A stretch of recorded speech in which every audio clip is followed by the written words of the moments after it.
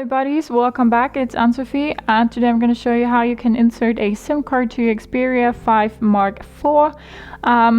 You see that you have no service here. There's no SIM card inserted, and we're going to go ahead and insert the SIM card.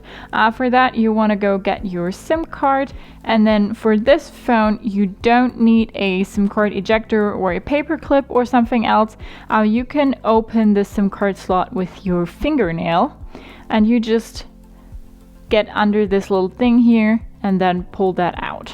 So here we see SIM 1 and then an SD card slot, so we can have one SIM card and one SD card. So we take our SIM card and put it in, and then we take the whole thing and put it back in the phone. So now it's switched to another slide that we need to unlock our SIM card, normal procedure, and then we are back in the phone.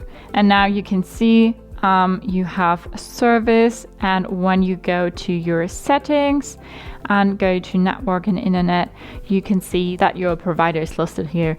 So you can now make phone calls, send SMS, or whatever you need a SIM card for. Hope you liked it, hope it helped. If so, thumbs up, share and subscribe, and I hope to see you next time. Bye.